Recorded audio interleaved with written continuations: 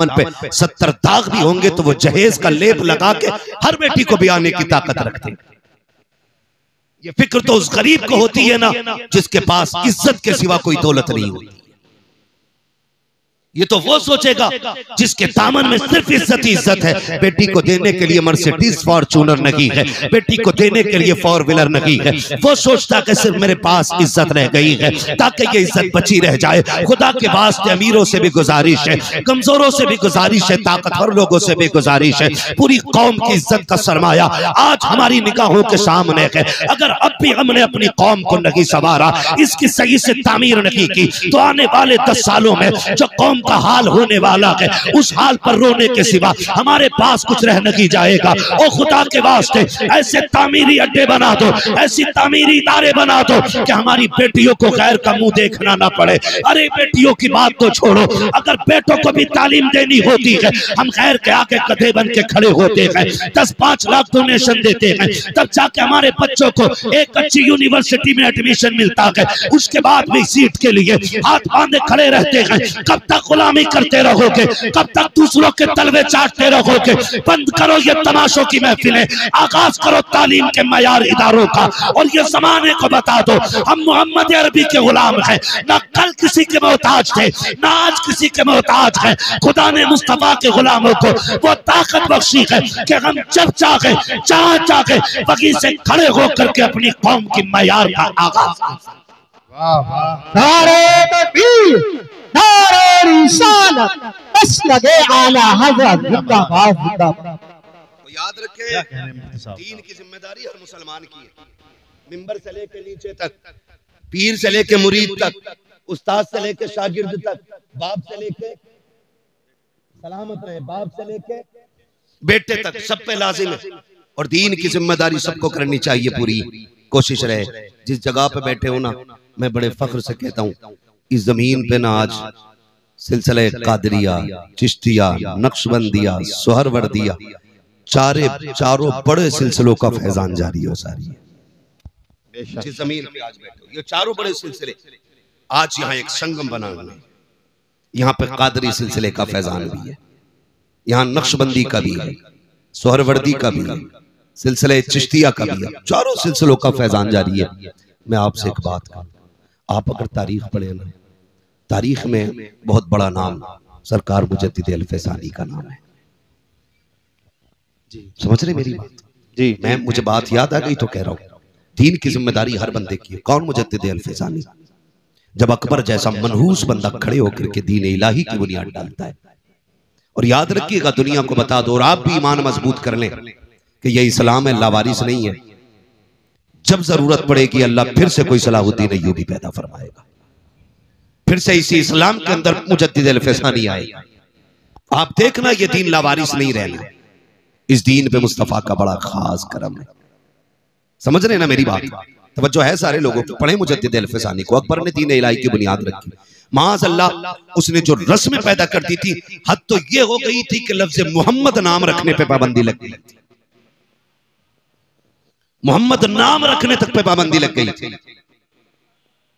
बहुत सारी बातें हैं, अगर फर्दन फर्दन जिक्र करूं बड़ा वक्त लगेगा। उस फिरफतन दौर में अल्लाह ने मुजद्दिद अल-फैसानी को पैदा फरमाया। जब किसी में जरूरत नहीं थी अकबर की आंखों में आंखें डालने की, तब मुजद्दिद अल-फैसानी ने आंखों में आंखें डाल के कहा था, खबरदार अपना मनहूस नजरिया उठा ले, इस जमीन के ऊपर अगर लगेगा तो मोहम्मद अरबी का दीन बाकी रहे, मोहम्मद अरबी का दीन बाकी रहेगा। ये मुजद्दिद अल-फैसानी ने नजरिया पेश किया। और जब आपने ये सख्ती पेश की, ये सख्ती पेश की मुजद्दिद अल-फैसानी ने, अकबर से कहा तेरा नहीं यहाँ हुजूर का दीन बाकी रहना। और फिर दुनिया ने देखा, अकबर गया, जहांगीर आया, जहांगीर आया, अल्लाहु अकबर, फिर वही नजरिए और वो उसको बढ़ाना चाहता था। तो फिर मुजद्दिद अल-फैसानी ने उसके खिलाफ जबान खोली, जेल डाला गया। जेल क्यों जानते हो? अकबर के दौरे खिलाफत में सजदे ताजीमी को उसने जायज कर दिया था, जबकि दीन में सजदे ताजीमी हराम है। ठीक है जी, इस उम्मत में सजदे ताजीमी बोले हैं हराम है। आज जो पीर सजदे करवाते हैं ये खुल्लम खुल्ला हराम कर रहे हैं। और अगर इबादत का नजरिया हो तो फिर कुफ्र है। तो उसने सजदे ताजीमी की इजाजत दे रखी थी।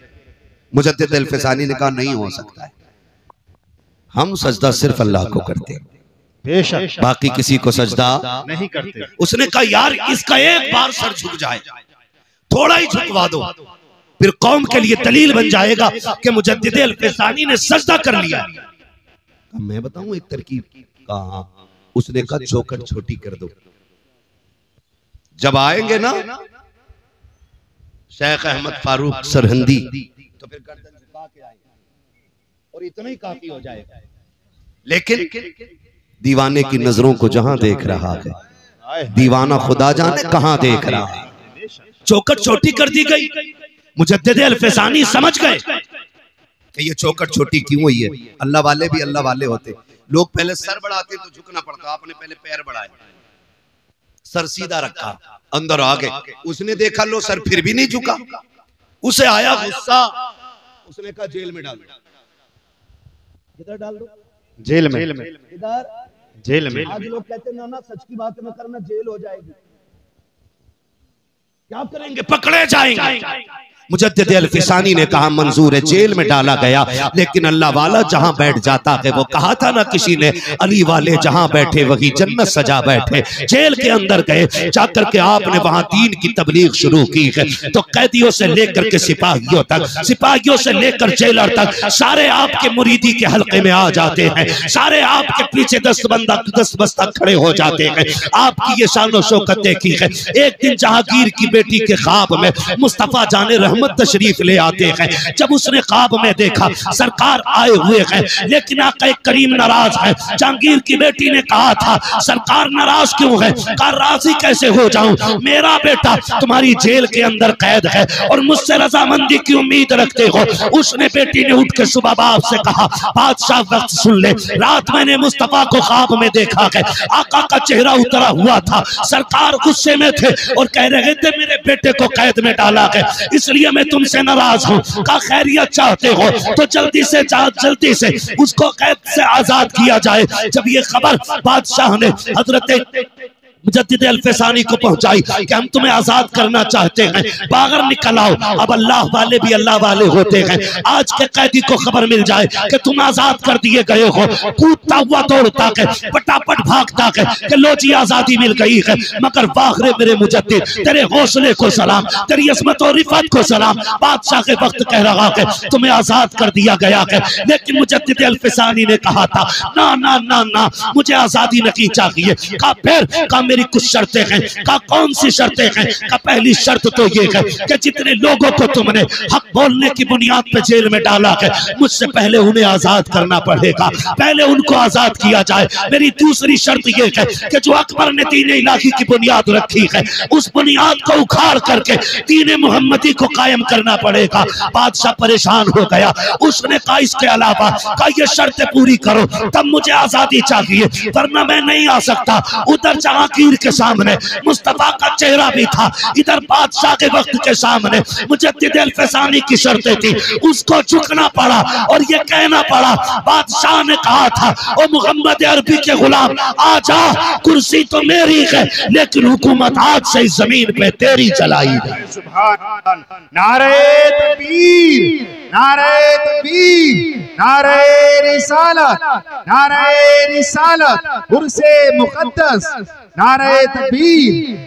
सारे बंदों पे जिम्मेदारियां हैं दीन की, सारे अपनी जिम्मेदारी समझे। जहां जितना जिसका काम पड़ जाए और जितना हुजूर के दीन के काम कोई आ जाए, बस उतना ही अपने आप को खुश नसीब समझे।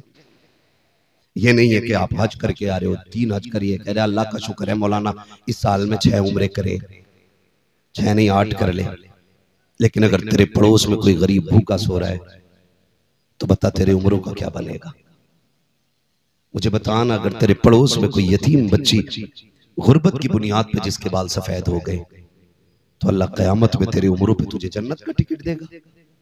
तुझसे पूछा नहीं जाएगा तेरे पड़ोस में एक बच्ची बूढ़ी हो गई थी, बाप नहीं था, यतीम थी, तो बताओ हिसाब कैसे बनना है? इन वलियों के आस्थाने पे आने का फायदा यह है कि हम इनकी जिंदगी को अपनी जिंदगी के साथ मिला करके देखें कि हमारी जिंदगी में और इनकी जिंदगी में कितना बड़ा फर्क है।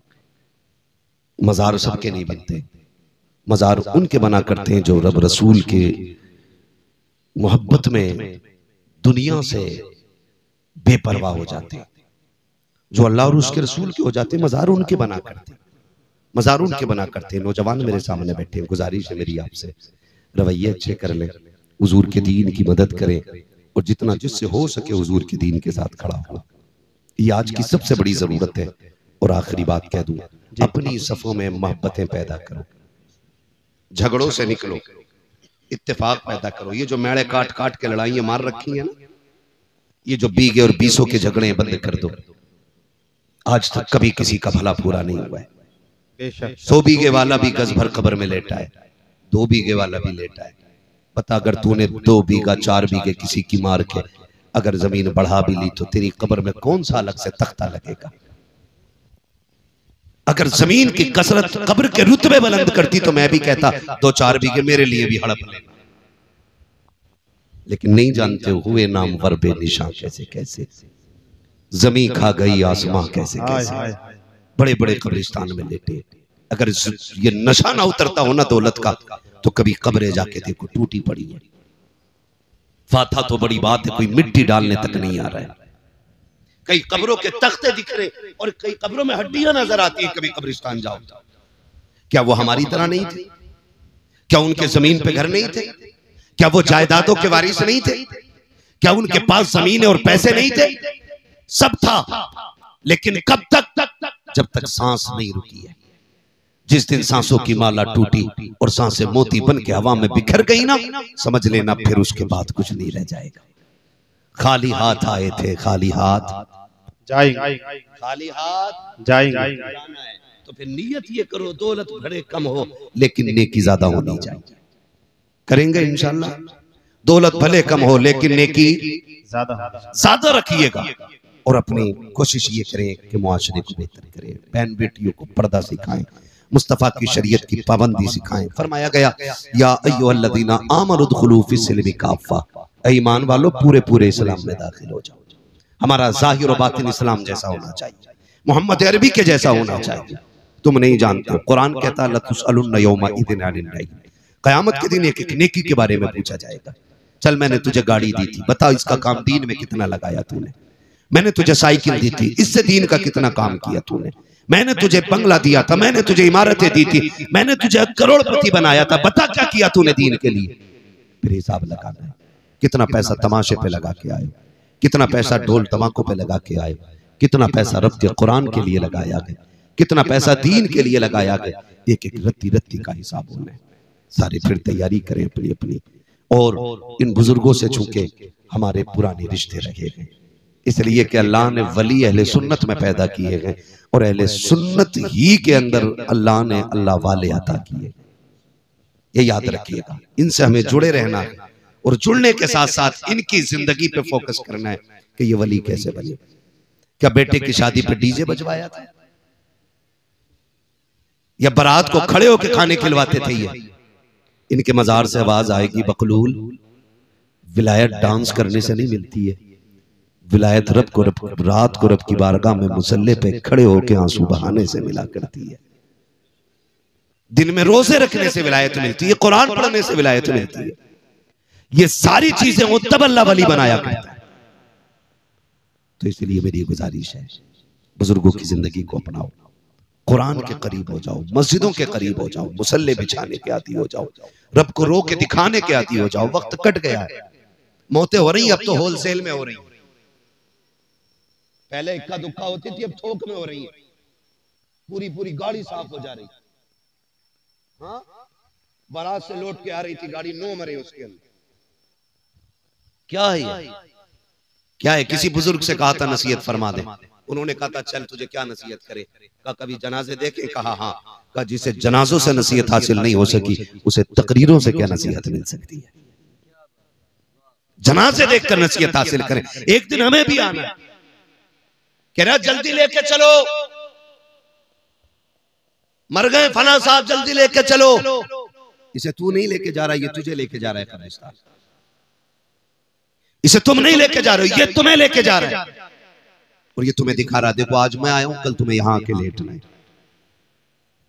एक बल्ब कमरे का फ्यूज हो जाए तो जब तक लाइट का इंतजाम नहीं कर लेता, घुसता नहीं कमरे के अंदर। वो कब्र वो ठिकाना जहां कोई कुमकुमा भी नहीं है। एक चिराग भी नहीं है, फिर अंधेरा होगा ना।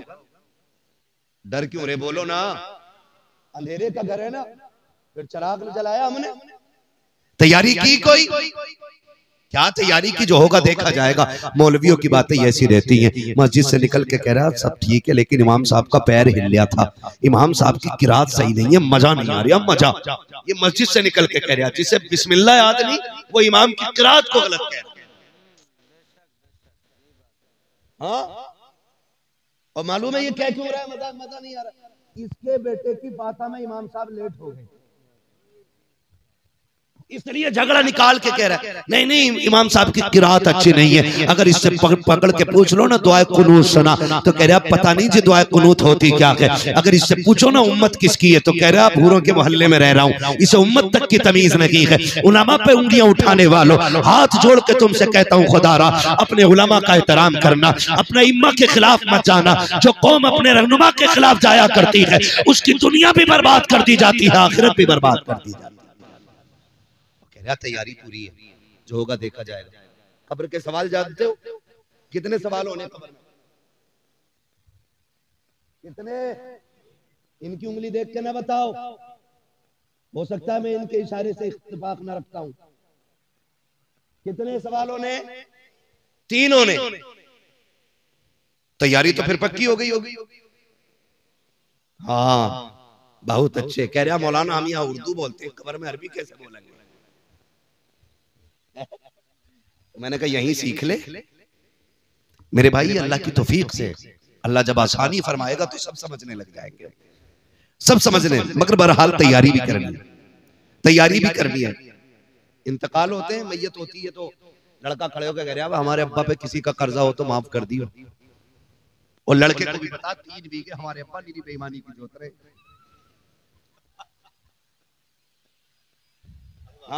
हक बात पता होता लड़के को अब्बा बेईमानी की जोत रहे, और कह के गए थे इसके कागज दबा के रखना, और रस्मन कह रहा अब्बा ने किसी का लिया हो तो दे दियो, माफ कर दियो। पहले कह भाई मेरे अब्बा पे 3 बीघे बेईमानी की थी, वो ले लो नहीं चल के। उससे कहते तो कह रहा वो तो अब्बा ने तो बेईमानी करी थी, मैंने तो नहीं करी, हिसाब अब्बा देंगे, मैं क्यों दूं? ये कंडीशन हमारे बाप से मोहब्बत की है हमारे। कब्र पे खड़े हो कह रहा किसी का हक मारा हो तो माफ कर देना। तुम्हें पता है आज तुम्हारी माफी से कुछ नहीं होने वाला है। आज तुम जितने चाहो हाथ जोड़ लो, अब किताब बंद हो गई है, अब इसका रजिस्टर बंद किया जा चुका है, अब तेरी माफी से क्या होने वाला है। ये फिक्र तो मरने वाले को मरने से पहले होनी चाहिए थी। आज बेटा खड़े होकर कह रहा मेरे बाप ने किसी का दिल दुखाया हो तो मेरे बाप की तरफ से मैं माफी मांग रहा हूँ। खुदा के वास्ते तुम्हें पता के जरा बताओ तो सही, जब तेरे बाप ने पैसे वाला था, नेता था, उसने गरीब के चौक में थप्पड़ मारा था, उसकी इज्जत तो मिट्टी में मिल गई थी। आज उस थप्पड़ का जवाब तू क्या दे सकता है? उस थप्पड़ की कीमत क्या तेरे तो जुमले हो जाएंगे? तेरे बाप ने कल गरीब को अपनी सफ से उठा के कहा था ये तेरे बैठने की जगह नहीं है। जब दावत में अमीर और गरीब जगह बैठ करके खा रहे थे, तेरे बाप ने गरीब की कलाई पकड़ के कहा था वो देख टाट बिछा हुआ के यहाँ कैसे आके बैठ गया। वो जो जिल्लत उठानी पड़ी थी गरीब को, क्या तेरे दो जुमले उस गरीब की इज्जत के सौदे की भरपाई कर सकते हैं? आज जो रस्मन तुम कह रहे हो मेरे बाप से जो गलती हो गई है माफ कर दिया जाए, अब कुछ नहीं होने वाला है। मशीयत का नकीब आवाज दे के कह रहा है नादान खैरत कर, खैरत कर, आज तेरी तौबा से कुछ नहीं होगा। इसको जीते जी गरीब से माफी मांगनी थी, इसको जीते जी गरीब को राजी करना था, जिस कमजोर को इसने सताया था उससे माफी मांगनी थी। अब माफी के दरवाजे बंद है, अब आ रहा है कब्र में, अब एक एक लम्हे का हिसाब लिया जाएगा, एक एक थप्पड़ का बदला लिया जाएगा। इसके सितम से जो गरीब रोया था एक एक आंसू का बदला लिया जाएगा। मालिक बता तो सकी कब इसको जन्नत दी जाएगी? तब मशीयत का नकीब कहेगा इसको ताकत पे भरोसा था लेकिन गरीब को खुदा पे भरोसा था। गरीब आज का दिन सब्र कर रहा था कि कभी मैं भी कब्र जाऊंगा, अपने रब से इसकी शिकायत करूंगा। अब मैं गरीब के करीब हो गया हूँ, गरीब मेरे करीब हो गया है। अब तेरी माफी से नहीं बल्कि उस वक्त तक इसे जन्नत नहीं दूंगा जब तक एक आंसू का बदला नहीं दिला दूंगा। इसलिए खुदा के वास्ते कब्र पे खड़े होकर के माफी से कुछ नहीं होने वाला है। अगर भलाई चाहते हो जीते जी माफी मांग लो ताकि अल्लाह तुम्हारी कब्र को जन्नत की क्यारी बना दे। नारे तकबीर, नारे रिसालत, नारे वसीयत, उर्से मुक़द्दस, हज़रत अल्लामा मुफ्ती हमाद साहिब मुरादाबादी जिंदाबाद। वो जो है सारे लोग करेंगे इंशाल्लाह जीते जी। एक बात में हम बहनें भी बैठी हुई हैं, थोड़ी सी सुन लें। मैयत का वक्त आता ना, मरने के बाद मरवे के कपड़े खसोट लेती है। हाय जी माफ कर जाओ, मरने के बाद उसके कपड़े फाड़ रही है। जो गलती हो गई माफ कर दो मेरी बहन मेरी बेटी, अब तो वो मर चुका है। अब जितना चीखना चाहे चीख ले, कुछ नहीं होने वाला है। काश ये माफी तूने उसकी जिंदगी में मांग ली होती। शोहर से मरने के बाद माफी औरतें पकड़ के लाती है, पैर चूम ले। जिसने जिंदगी में कभी शोहर के हाथ नहीं चूमे, मरने के बाद पैर चूम रही। दम निकलने के बाद कह रही है माफ कर दिया जाए। मेरी बहन बेटी सुन, तू कितनी शर्फ वाली है तू जाने या खुदा जाने, लेकिन कायनात में एक बहुत बड़ी शर्फ वाली जात को सैयदा कायनात खातून जन्नत फातिमा ज़हरा कहा जाता है। मेरी बेटियों अपनी जिंदगी को जरा देखें और खातून जन्नत की जिंदगी को देखें। खातून जन्नत की वो जात है जिसने शोहर से पूरी जिंदगी कभी ऐसा सवाल नहीं किया जिसको लेकर के शोहर परेशान हो जाता। जब सैयदा कायनात के विसाल का वक्त आया ना, तो कहती है अली दो बातें सुन ले। हजरत अली ने कहा था क्या बात है? झोली फैला के कहा था अली आज फातिमा कुछ मांगना चाहती है। तब मौलाए कायनात ने कहा था खातून आज तक कुछ मांगा नहीं, मांग। झोली फैला के कहती है अली कोई गलती हो गई हो तो माफ कर दिया जाए। ये जुमले खातून के थे, जौजा के थे हजरत अली के, और आंसू हजरत अली के निकल आए। आप कहते हैं कैसी बात कर रही हो, जितने साल मेरे साथ गुजारे कभी शिकवा जबान पे नहीं आया, आज तक कोई दुख नहीं पहुंचा मुझे, किस चीज की माफी मांग रही हो? तो खातून जन्नत ने कहा अली हो सकता है कभी तुमने मुझे खाना बनाने का हुक्म दिया हो, मुझे बनाने में देर हो गई। कभी तुमने कपड़े उतार के धुलने को कहा और मुझे धुलने में देर हो गई हो। अली हो सकता है कोई काम का तुमने हुक्म दिया हो और मुझे करने में देर हो गई है, इसलिए अली आज मैं उसकी माफी चाहती हूँ। हजरत अली रो देते, कहते फातिमा तू माफी ना मांग, आज अली को माफ कर जा। कहा फातिमा आप मेरे शौहर हैं, मेरे सरताज हैं, मुझे शर्मिंदा ना करें। कहा क्यों? मुझे डर लग रहा है कहीं ऐसा ना हो मुस्तफा खड़े हो और खदीजतुल कुबरा भी हो और फातिमा तुम भी हो, कहीं ऐसा ना हो हुजूर मुझसे पकड़ के कहे मेरी बेटी फातिमा पूरी जिंदगी तेरे घर पेट भर के खाना ना खा सकी। अगर ये बात हुजूर ने कहती तो मैं क्या जवाब दूंगा? फातिमा तू बता, तू भी मुझसे राजी है कि नहीं?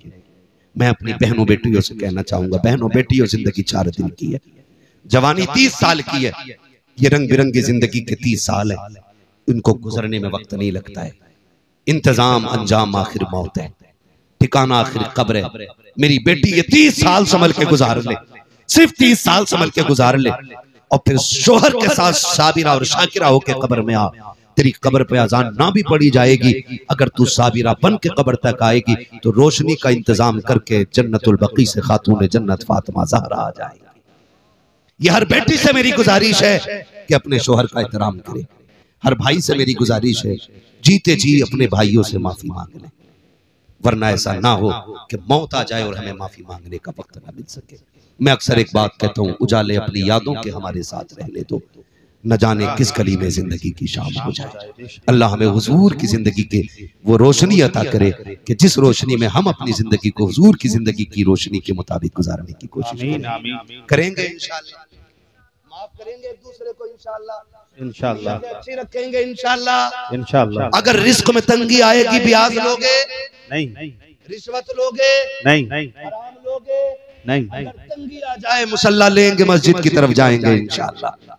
और जब दुनिया सोती होगी मुसल्ले बिछाएंगे, वो झोली फैला के कहेंगे या करीम या रज़ाक तेरी चौखट पे आ गए भर दे झोली।